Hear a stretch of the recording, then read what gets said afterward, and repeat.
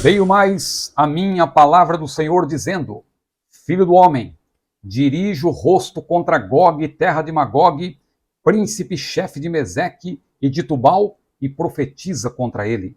E dize: Assim diz o Senhor Jeová: Eis que eu sou contra ti, ó Gog, príncipe e chefe de Meseque e de Tubal, e te farei voltar, e porei anzóis nos teus queixos, e te levarei a ti com todo o teu exército, cavalos e cavaleiros, todos vestidos bizarramente, congregação grande, com escudo e rodela, manejando todos a espada.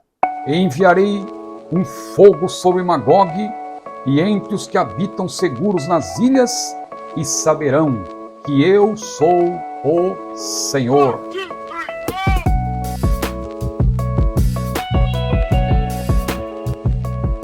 Olá, paz do Senhor, tudo bem?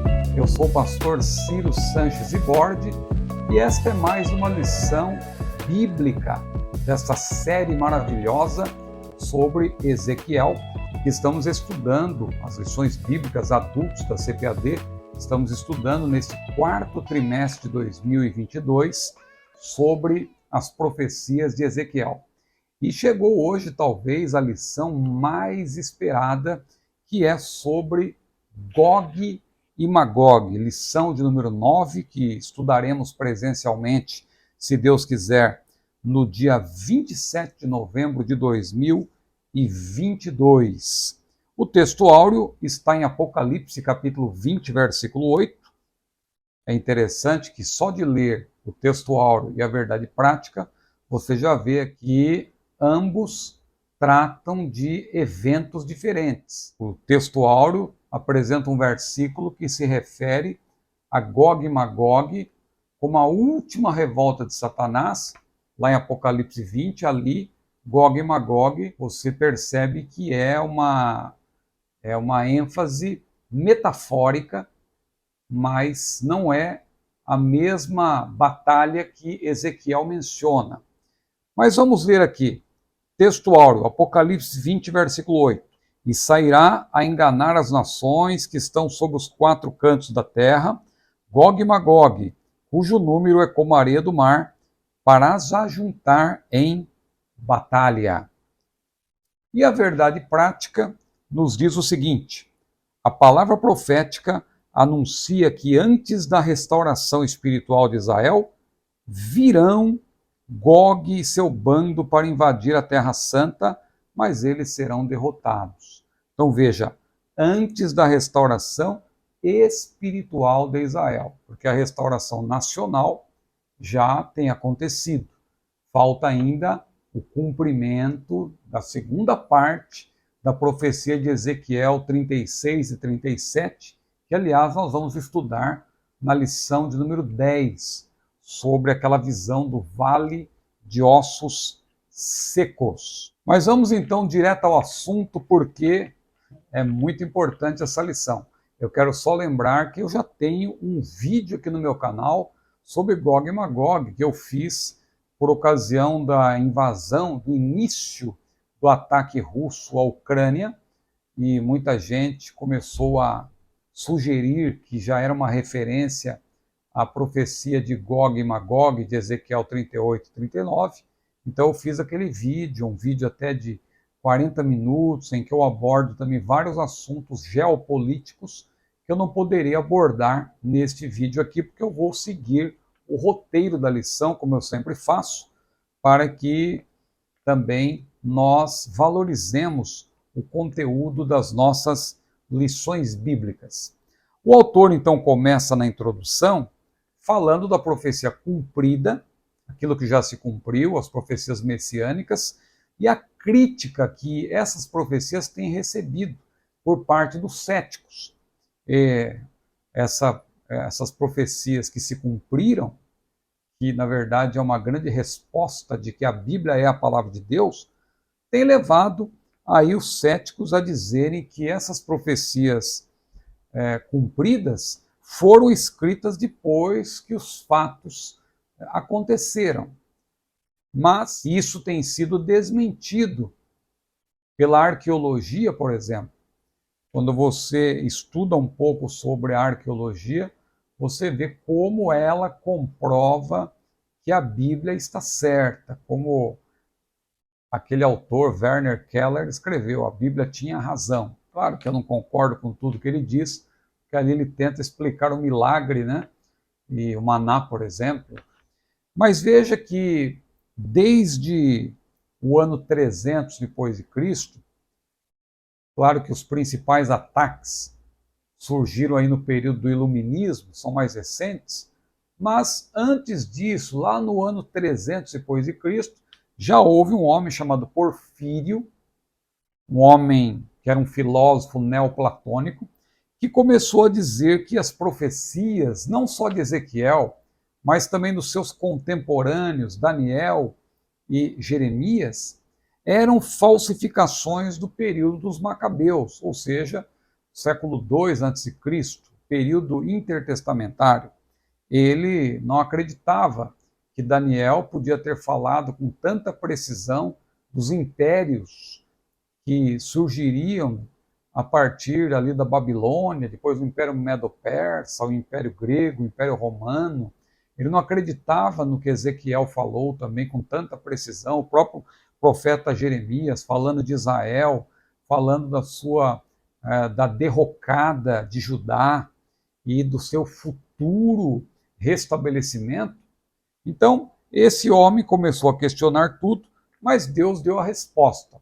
Nos séculos 19 e 20, especialmente, várias descobertas arqueológicas, sendo a principal, claro, a descoberta dos manuscritos do Mar Morto, ou das cavernas de Qumran, da caverna de Qumran, junto ao Mar Morto, ali no deserto da Judéia, a partir de 1947, porque mais descobertas foram feitas nos anos seguintes. Em 11 cavernas foram encontrados ali livros bíblicos e não bíblicos, mas no que tange aos livros bíblicos da comunidade de Qumran, e ali especialmente dos essênios, eles tinham ali todos os livros praticamente do Antigo Testamento e, no caso de alguns, vários exemplares. É o caso dos livros proféticos. Daniel, Ezequiel, Jeremias, foram encontradas várias cópias e todas elas datando do período de 125 a.C. a 50 depois de Cristo. Então veja que interessante.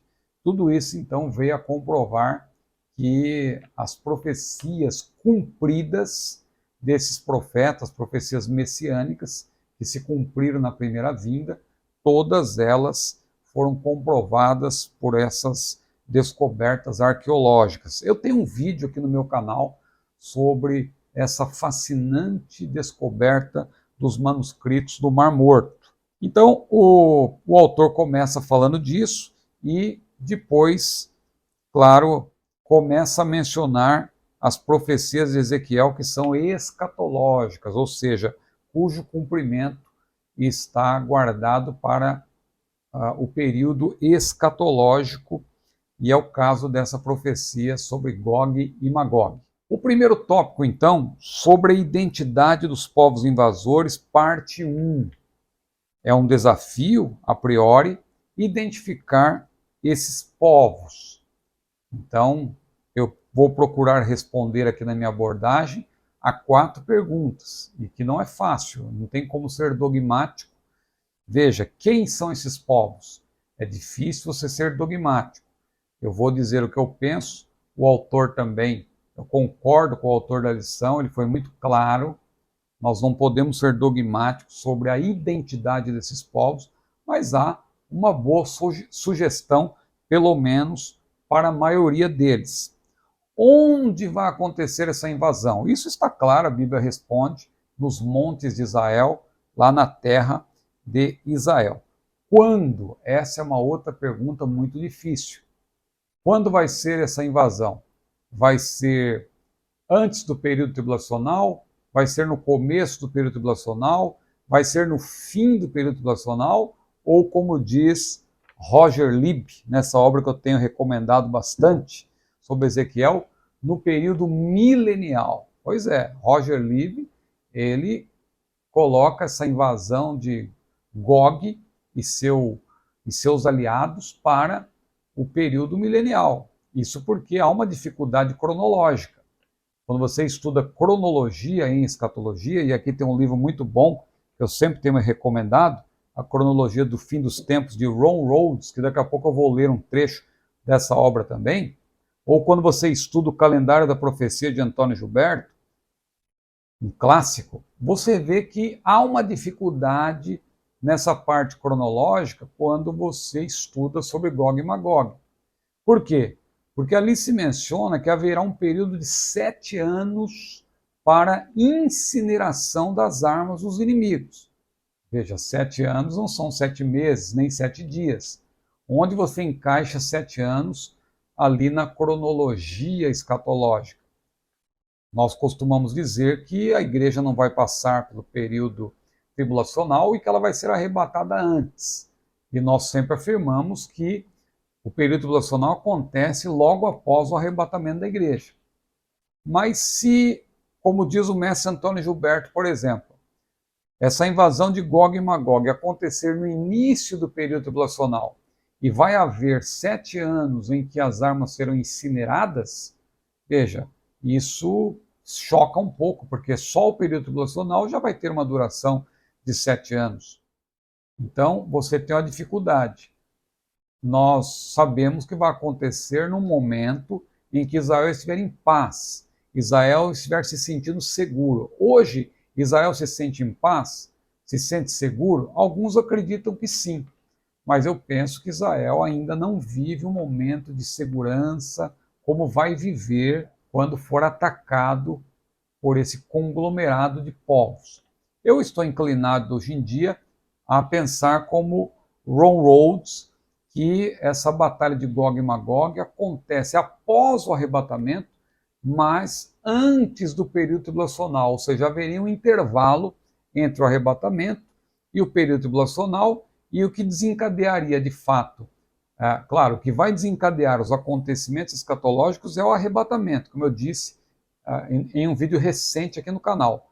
Mas o que desencadeia o período tribulacional propriamente dito seria o acordo que o anticristo vai fazer com muitos, conforme Daniel profetizou. O anticristo vai fazer um acordo não só com Israel. A priori, ele vai ser um diplomata que vai fazer acordo com muitos. Vai assinar um tratado, digamos assim, com muitos, inclusive com Israel.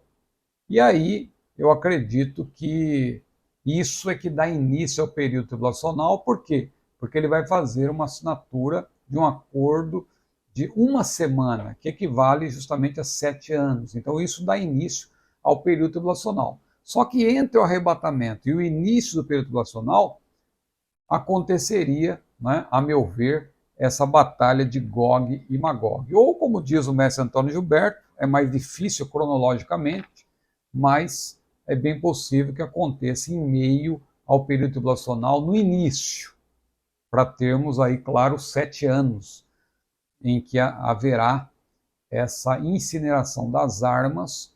Claro que haverá um período também entre o fim do período tribulacional e o início do milênio, mas é um período pequeno também, que Daniel menciona. Eu acredito que não haveria tempo para esse cumprimento literal desses 7 anos em que as armas dos inimigos serão incineradas. Mas nós vamos voltar a isso ao longo dessa exposição. Então, quem, onde, quando e por quê? O porquê também está no texto, porque você percebe que Gog e os seus aliados vão invadir Israel para, claro, roubar as preciosidades, as riquezas, os tesouros que há na terra de Israel. Então, vamos aqui para o primeiro ponto, os invasores. Essa invasão, claramente, é para o futuro, não é para agora. A Bíblia diz que é para o fim dos dias. E quando a Bíblia fala geralmente do fim dos dias, fim dos anos, para o tempo do fim, é uma referência ao que terá lugar após o arrebatamento da igreja. Por isso que nós não acreditamos que Gog e Magog vai se cumprir hoje, antes do arrebatamento. eu creio que é uma profecia para depois, para cumprimento posterior ao arrebatamento. Então, e posterior também a própria restauração do Estado de Israel. Bom, isso já aconteceu, mas Israel também será restaurado espiritualmente. Isso, claro, vai acontecer no período tribulacional, em grande parte, e especialmente no milênio.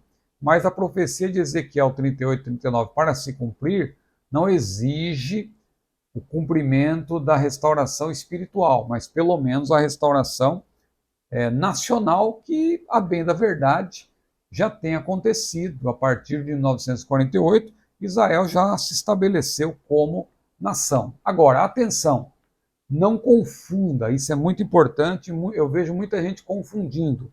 Não confunda essa batalha, essa invasão de Gog que nós estamos estudando, referente aos capítulos 38 e 39 de Ezequiel, não confunda essa profecia com Gog e Magog de Apocalipse 20, versículos 7 a 8. O mestre Antônio Gilberto é muito claro, aliás, aqui na página 115 do seu livro, esse livro aqui, O Calendário da Profecia, olha que interessante, na página 115, ele apresenta um quadro em que ele mostra por que a profecia de Ezequiel 38 e 39 nada tem que ver com Apocalipse 20, 7 a 9, porque ali Gog e Magog aplica-se metaforicamente, porque é uma referência à última rebelião, à última revolta de Satanás, em que pessoas dos 4 cantos da terra, e não somente do norte, estarão presentes nessa rebelião. Então veja, o mestre Antônio Gilberto explica Gog em Ezequiel 38 e 39 e Gog em Apocalipse 20. Olha a diferença. Gog em Ezequiel 38 e 39 é um bloco de nações. Em Apocalipse, Gog são todas as nações. Em Ezequiel, Gog vem do norte. Em Apocalipse, Gog envolve toda a terra. Em Ezequiel, Gog age por ato divino. Em Apocalipse, Gog é movido pelo diabo. Em Ezequiel, Gog é destruído por espada. Em Apocalipse, Gog é destruído por fogo do céu. Em Ezequiel, Gog é sepultado em Israel. Em Apocalipse, Gog é totalmente consumido pelo fogo. Em Ezequiel, Gog vem antes do milênio. Em Apocalipse, Gog vem depois do milênio. Então aí está, essa obra do mestre Antônio Gilberto é muito boa e ele explica muito bem.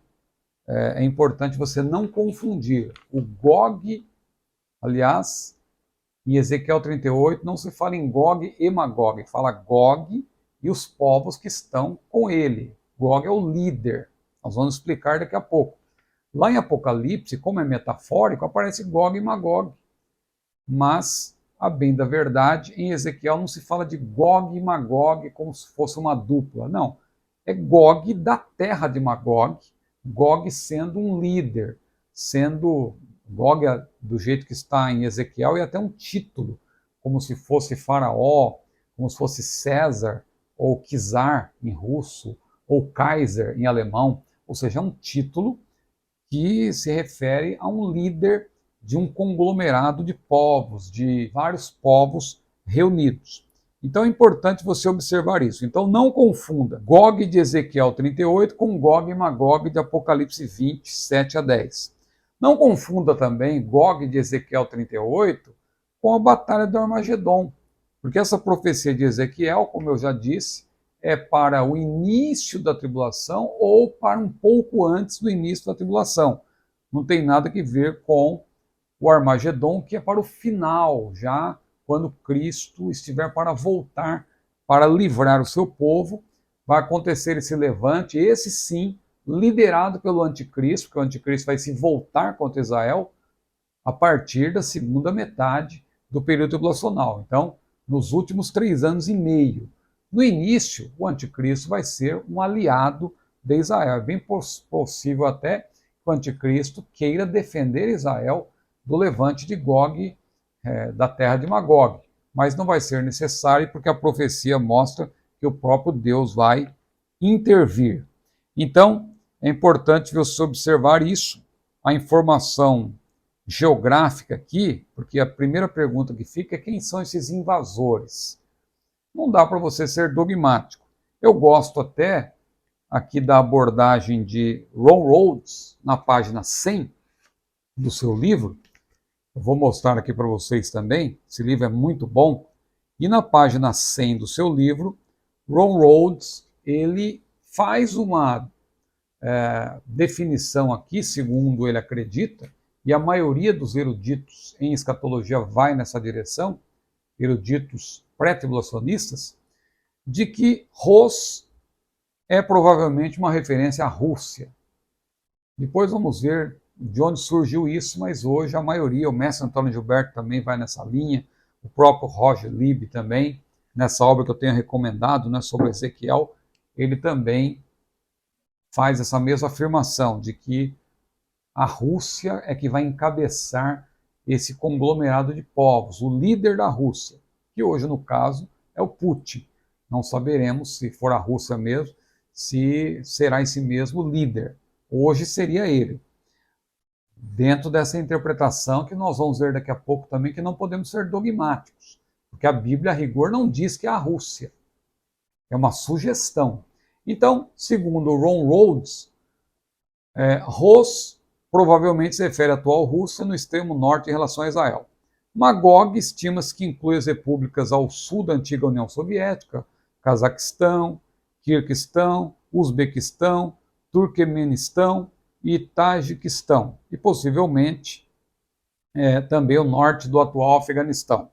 Mesec Tubal é a região localizada ao sul do Mar Negro e do Mar Cáspio, ou a atual Turquia. A Pérsia, em 1935, passou a chamar-se Irã, e em 1979 passou a chamar-se República Islâmica do Irã. Por isso que os autores também falam de um exército russo-islâmico, porque vai haver, veja que interessante, hoje há 3 forças que dominam o mundo. A força eurasiana, formada por Rússia e China, no caso a elite governante da Rússia e da China. Temos uma segunda força, que é a chamada força europeia, ou mais precisamente a força ocidental, porque abrange também, envolve também os Estados Unidos, ou os países da OTAN, do Tratado do Atlântico Norte, então é uma força ocidental. E temos uma terceira força, que é a força islâmica, formada pela fraternidade muçulmana.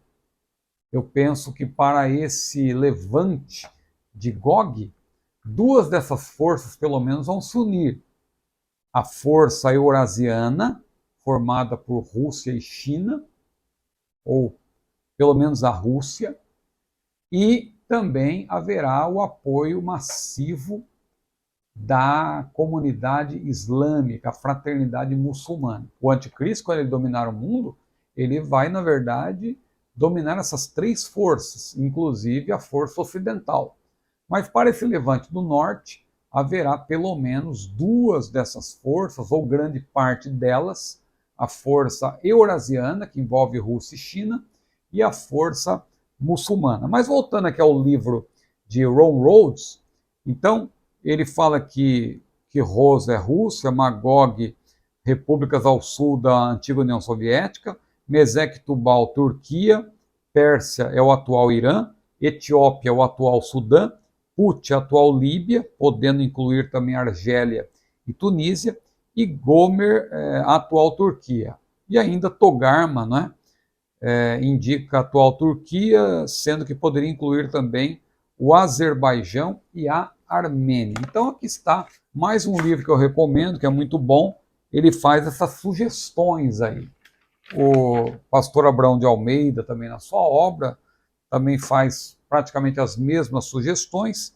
Nessa obra aqui também, Escatologia, Perguntas Escatológicas, é um curso do CETAD, cuja autoria é deste, né, por graça de Deus, é de minha modesta autoria.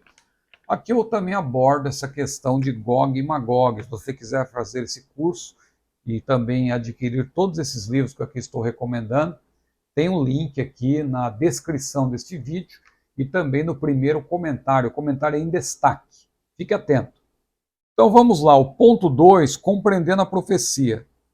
Está claro que não foi para os dias de Ezequiel, para a sua geração, e sim para o estado restaurado de Israel como nação, conforme as profecias de Ezequiel 36, de Amós 9 também.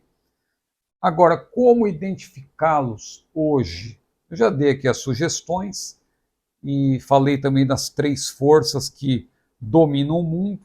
Isso tudo pode ajudar você a responder essa pergunta, essa pergunta, né? Quem são esses povos? Agora, vamos para o terceiro ponto, que ele é muito importante, sobre Gog.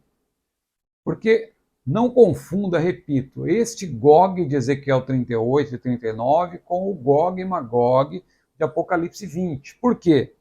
Porque não se trata em Ezequiel de um povo. Gog aqui não é um povo, e sim um líder de um povo, porque Gog é um título, assim como eu já disse, Faraó, César ou Czar, no caso da Rússia, Kaiser, no caso da Alemanha, poderíamos citar também Herodes, ou seja, é um título atribuído a um líder, evidentemente. Então o nome aparece, né, lá em 1 Crônicas, capítulo 5, versículo 4, mas aqui Ezequiel é um título. E como é um título, torna-se fraca. A posição que atrela esse nome é um país, como a Rússia, por exemplo. Claro que a maioria dos eruditos em escatologia atrelam Gog à Rússia, por ele ser o chefe. Mas você não tem aí como ser dogmático com respeito a isso, porque não se trata de uma referência geográfica, e sim um título. Mas vamos para o segundo tópico, sobre a identidade dos povos invasores, parte 2. Depois de Gog, que como falamos é apenas um título, não é uma referência geográfica, mas ele é Gog da terra de Magog. Agora Magog você tem uma referência geográfica. Magog, que é o nome de um descendente de Jafé, filho de Noé, que aparece lá em Gênesis 10 e 2, 1 Crônicas capítulo 1, versículo 5. Flávio Joséfo identifica Magog com os citas, que são etnias nômades da região norte dos mares Negro e Cáspio. E pela localização, especialistas como o próprio Ron Rhodes, que eu citei, têm dito que Magog poderia ser identificado com a Rússia, também Turquia, Irã, Líbia, Sudão. Veja, é vago, não dá para você ser dogmático. A região pode apontar para a Rússia, pode apontar para a Turquia, Irã, Líbia, Sudão e ainda outras nações da Ásia Central. Magog, mais precisamente, pode ser uma referência também às repúblicas islâmicas ao sul da ex-União Soviética, como Ron Rhodes menciona, Afeganistão, etc. O ponto 2, Meseque e Tubal, que são 2 dos 7 irmãos que são filhos de Jafé, de acordo com Gênesis 10, versículo 2. Deram origem a Tabal e Musqui, que são reinos frigianos da Capadócia, na Anatólia. Mas aqui também se menciona Togarma, que é filho de Gomer, ou Gomer, identificado com o povo Cáucaso. O mestre Antônio Gilberto, ele fala de Magog e Meseque e Tubal como representando a região ocupada por citas e tártaros, correspondente, segundo ele, veja, a maioria, como eu falei, dos eruditos pré-tribulacionistas relaciona essa região com a Rússia. Meseque teria se convertido graficamente em Moscou, ou Moskva. E Togarma é uma referência, mais precisamente, à Armênia e Turquia. Gomer, no caso, seria uma referência à Germânia, ou Alemanha. Então veja aí, são sugestões. O terceiro ponto, a coalizão de Gog, porque Gog, portanto, lembre-se, vai ser um líder de um conglomerado de povos, a coalizão de Gog. Então mais 5 povos vão fazer parte desse bando de Gog. Persas, etíopes e os de Put. Gomer, que eu já citei, e todas as suas tropas, todos citados antes, claro, por Ezequiel. Ezequiel menciona lá no capítulo 27, versículo 10, e também no capítulo 30, versículo 5. Cush, que é uma referência à Etiópia, e Put, que claramente é uma referência à Líbia, descendem de Cã, filho de Noé. É importante observar que o norte aqui, em relação a Israel, é muito vago. Não dá para você ser dogmático. Então pode também incluir a própria Mesopotâmia, a Ásia Menor e regiões dos mares Negro e Cáspio. Persa, que é Irã, desde 1935, é um dos povos que certamente podemos assim ter uma certeza maior, né? Até considerando o fato de hoje o Irã ser uma república islâmica e inimiga figadal de Israel. Então terá todos os motivos para invadir Israel. Então, em resumo, nós podemos afirmar que Irã, Líbia e Etiópia, claro, não a Etiópia original, porque a Etiópia original estava lá na bacia dos rios Tigre e Eufrates. A Etiópia atual resulta de uma emigração de etíopes para a África. Então, é outra Etiópia e, na verdade, nós podemos dizer que a referência geográfica aqui da profecia é mais com relação ao Sudão. Vamos para o terceiro tópico, sobre o contexto escatológico.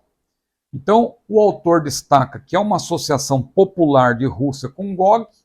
Ele diz que é popular, a despeito de grandes eruditos hoje defender essa posição, mas essa defesa começou, na verdade, com uma abordagem, assim que podemos dizer, ligada à especulação, à escatologia especulativa. E não é recente, não é invenção dos pentecostais e nem dos dispensacionalistas, como dizem os críticos, e o autor enfatiza isso.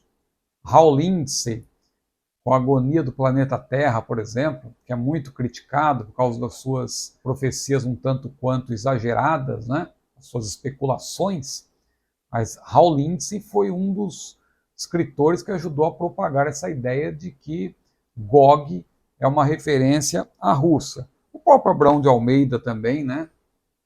Claro que ele é bastante cuidadoso na sua abordagem, mas, como eu disse, a maioria dos estudiosos de escatologia, estudiosos pré-tribulacionistas, veem uma grande possibilidade, e eu não descarto também, de que Gog seja uma referência ao líder da Rússia. Mas isso surgiu de uma maneira assim um tanto quanto não muito exegética, digamos assim. O autor explica até aqui como que surgiu essa ideia. Mas vamos aqui devagar para a gente entender. Primeiro ponto, Gog e Magog. A mensagem contrária, Gog, terra de Magog. Aqui o autor deixa claro que Gog e Magog são nomes de uma mesma nação. Gog seria o príncipe, o líder da terra de Magog. Então não seriam dois povos. Ou seja, seria um líder, Gog, de um conglomerado de povos, incluindo-se a sua própria terra, que seria Magog. Então esse é um esclarecimento importante que o autor faz aqui. O segundo ponto, como a Rússia aparece nesse contexto? É aí que vem a explicação. O termo chefe, que aparece em língua portuguesa, vem do hebraico Rosh, que aparece na Septuaginta como Ros, que tem uma sonoridade parecida, especialmente no inglês, Russia, né? Então, muitos fizeram essa associação. Aliás, o primeiro a fazer isso foi, o autor vai explicar no terceiro ponto, um estudioso da época do século XVIII, fim do século XVIII, início do século XIX, mas aqui no ponto 2 ainda, como a Rússia aparece nesse contexto. O termo chefe, portanto, Rosh, em hebraico, aparece na Septuaginta como Ros, e tem uma sonoridade parecida com Russia, né, no inglês, assim como Mesec tem uma sonoridade parecida com Moscou, dizem, né?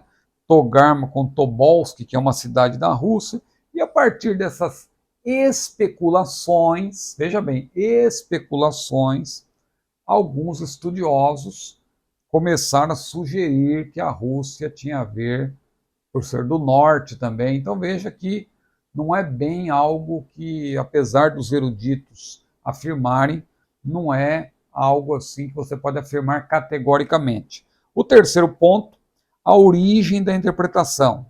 Como diz o autor, eu já destaquei, não vem dos pentecostais e também não vem dos dispensacionalistas. Aliás, quanta coisa que colocam na conta dos dispensacionalistas. E eu vejo muitos críticos que sequer sabem o que é o dispensacionalismo. O dispensacionalismo não é um aglomerado de gráficos, como alguém pensa, de suposições, não. O dispensacionalismo é um sistema hermenêutico de interpretação. Eu tenho vídeos aqui no meu canal explicando isso. Se você precisar entender melhor, veja a playlist Dispensacionalismo, você vai entender bem o que é o dispensacionalismo, que é esposado pela Assembleia de Deus. Isso já de longa data, desde 1916, de maneira oficial, quando foi publicada a nossa primeira declaração de verdades fundamentais. Então, qual a origem dessa ideia de que Gog significa a Rússia? Não veio dos pentecostais, nem dos dispensacionalistas, mas vem desse homem que eu já citei, Genésios. Meus irmãos, corrigindo, na verdade é Gesenius, viu? Não é Genésios, é Gesenius. Que viveu entre os anos 1787 e 1842. Ele associava Roche à Rússia, por causa da sonoridade, especialmente no inglês, Russia, né? Essa associação ficou esquecida, só surgiu novamente depois da Guerra Fria, porque quando acabou a Guerra Fria, ali quando houve a queda do Muro de Berlim, em 1989, após várias reuniões entre Reagan, Ronald Reagan, presidente dos Estados Unidos, e Gorbachev, após essas reuniões e muitas discussões, houve ali o fim da Guerra Fria, caiu o Muro de Berlim em 1989, e essa interpretação de que a Rússia seria Gog, ela esfriou. Só que agora, com a invasão da Rússia à Ucrânia, voltou à tona. Tá certo? Eu não entrei em muitos detalhes porque, como eu já disse, tem um vídeo aqui no meu canal explicando melhor essas questões geopolíticas que eu recomendo a você. Vamos então concluindo mais uma lição maravilhosa, essa lição de número 9, e o autor diz o seguinte, aqui na conclusão, que eu gosto sempre de ler, até porque o autor, o pastor Ezequias Soares, conclui muito bem as suas lições. Ele diz aqui, é importante saber que a invasão de Gog e o seu bando à terra de Israel é distinta da Batalha do Armagedon. Eu enfatizei isso. A Batalha do Armagedon acontece no fim do período tribulacional. A invasão de Gog, muito possivelmente antes do início do período tribulacional, mas depois do arrebatamento, ou talvez logo no início do período tribulacional. No fim não, porque no fim é a Batalha do Armagedon. Então aqui ele explica isso. É distinta da Batalha do Armagedon, pois o ataque de Gog será após a restauração de Israel, antes ou logo depois de começar a grande tribulação, ao passo que o Armagedon se dará no fim ou no final desse período. Cabe também ressaltar que essa invasão não é a mesma, já expliquei também, não é a mesma rebelião de Gog e Magog, o mestre Antônio Gilberto explica por quê. Eu publiquei aqui para vocês o quadro para vocês poderem fazer a distinção. Mas adquiram o livro, é importante esse livro, também tem o link aqui para você adquirir. Esse livro é um clássico e é muito sucinto, muito objetivo, mas muito claro também. Cabe ressaltar que essa invasão não é a mesma rebelião de Gog e Magog, Apocalipse 28, pois a profecia empresta de Ezequiel esses nomes. Empresta porque ali a menção é metafórica, não é uma referência para você associar uma profecia com a outra. Não, é Gog e Magog num sentido figurado, tá certo? Se você chegou até aqui, eu creio que você está gostando dessa abordagem. Curta esse vídeo, compartilhe e também não deixe de inscrever-se no meu canal. Que Deus abençoe a sua vida. A paz do Senhor.